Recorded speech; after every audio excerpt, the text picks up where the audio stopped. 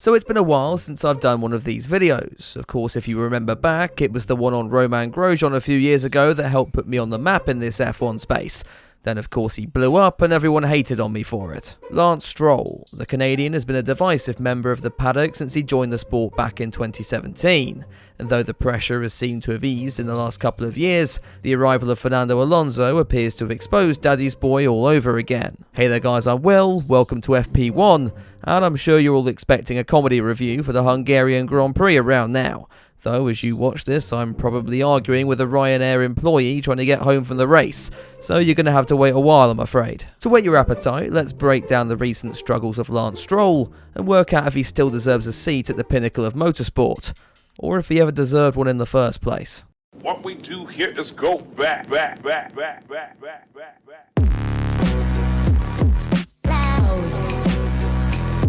Lance Stroll's junior career was not bad.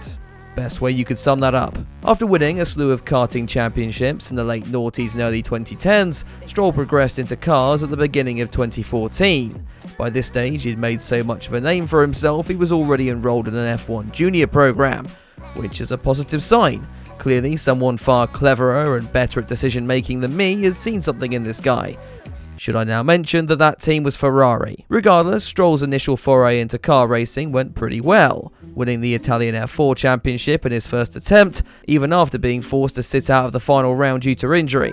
That all sounds relatively promising, though Lord Mahavir was a regular point scorer in this series, so that tells you all you need to know about the competition out there. Some real challenge would come the following year, when Lance progressed up to the Formula 3 European Series. Now he was against the likes of George Russell, Charles Leclerc, Jesus. The list goes on and on. Stroll performed admirably here, taking one win and ending the season 5th in the standings. He also did this that year, though I've covered that cesspit of a weekend in the video already. Lance would remain in the championship heading into 2016, this time dominating and ending the season 187 points clear of the nearest competition, though team orders may have had a small hand in that. At this point, whilst most drivers here would make the step up to something like Formula 2, Lance had other ideas.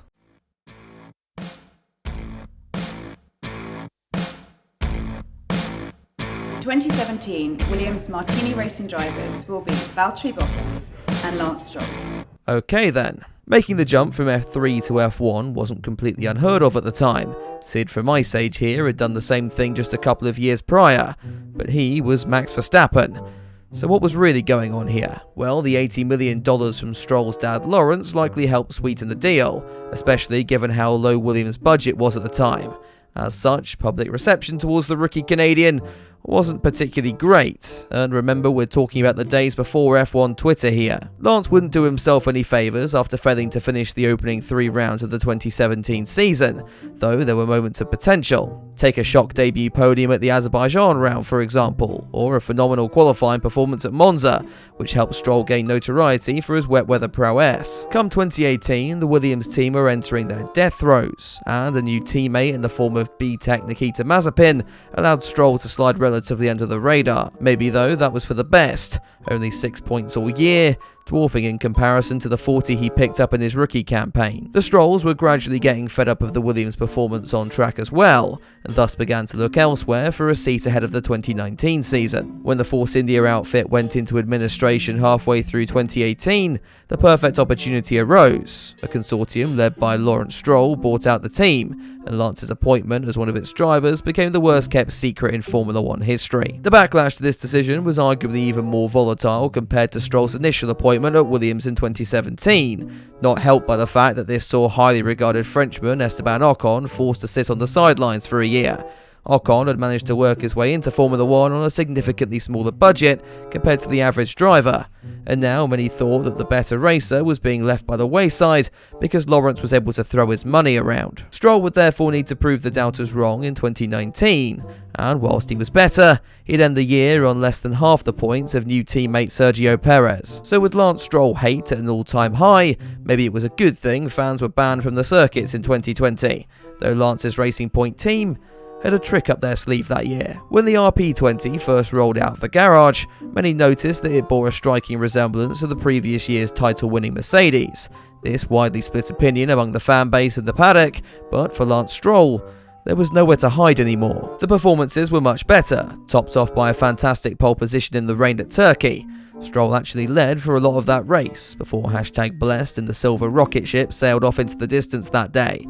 But people were finally starting to come around towards Lance. It takes skill to take your car to pole position, especially one that isn't an outright frontrunner and in the wet conditions. Stroll's stock was gradually increasing, despite the fact that he still entered the year miles off Perez, who finished 4th in the standings with a win to his name. But then, it would all come crashing down again. As mentioned, Perez was having arguably one of the best seasons of his career. The same couldn't be said, however, of Sebastian Vettel. The Ferrari driver was announced to be leaving the team before the 2020 campaign even began, and Lance Stroll sniffed an opportunity. September 2020 would see Sergio Perez announce that he was leaving the Racing Point team at the end of the season, with Vettel soon confirmed as the Mexican's replacement. Now, in normal circumstances, if you had a driver P4 in the standings and another in P11, it would be the weaker driver that was on the chopping block. But when that weaker driver is also your son, yeah, people got mad again. Thankfully for Perez, his career was saved at the brink by Red Bull. As for Lance Stroll and the now renamed Aston Martin Formula 1 team, they were actually in a pretty good position. The hate aside, Lance found himself in a bit of a win-win situation. For arguably the first time since his rookie season in 2017, he was up against a teammate who was a known quantity. Either he was trounced by 4-time world champion Sebastian Vettel, in which case, fair enough, he's a 4-time world champion, or he ends up beating Seb, which kinda speaks for itself. The AMR 21 fell behind its rivals as the season pushed on, but Stroll and Vettel were relatively evenly matched, Seb narrowly beating Lance by just 9 points, though you have to concede it would have been much larger had Vettel not lost his P2 at Hungary that year. New regulations for 2022 saw Aston Martin get things all wrong, though Seb again was able to extract that little bit more out of the car compared to his teammate. By the end of that season, however, opinions on Stroll seem to have waned somewhat. As I said, he wasn't necessarily expected to ever beat Vettel, just get close enough to not look completely useless. Sebastian obviously retired at the end of that year, presenting Stroll with arguably his toughest challenge yet, in the form of Fernando Alonso. Now you might argue that Stroll was again in that win-win situation he had with Seb before, and maybe he was, in which case it's all the more embarrassing that at the midpoint of 2023, he still seems to somehow be losing. Aston's performance jump coming into this year caught everyone by surprise, especially for Lance Stroll, who was so shocked he fell off his bike just before the season began in Bahrain. The fact that he was even able to race at all for round 1 shows true strength and character for the Canadian. Guess it's tough then that I couldn't give a shit. On paper, Stroll's performances look pretty decent. Regular points finishes, not bad. Until you compare them to Alonso's streak of podiums and the 93-point deficit after 10 rounds of the season. The battle for second best in the championship is also closer than ever, and this is really where the problem lies for Daddy Stroll at the moment. If Aston Martin had 2 strong drivers, that P2 in the championship would be there for the taking.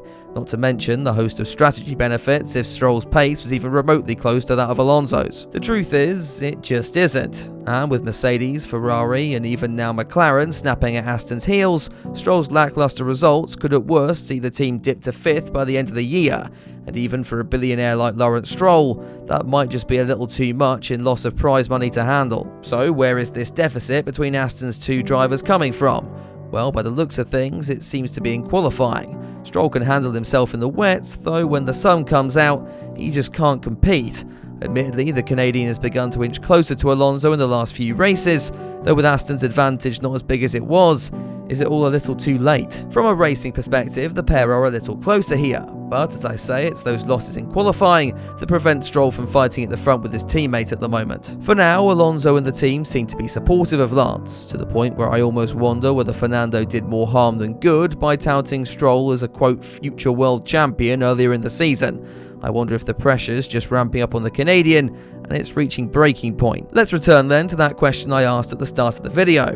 Does Lance Stroll deserve a seat in Formula 1? Well, at times, yes he does. Though right now, I can think of far better drivers not currently on this grid who could do a better job. And for the first time, I think Lawrence might be coming to that conclusion as well. Anyway, thank you very much for watching, and I'm curious to know what you think of Lance Stroll down in the comments section.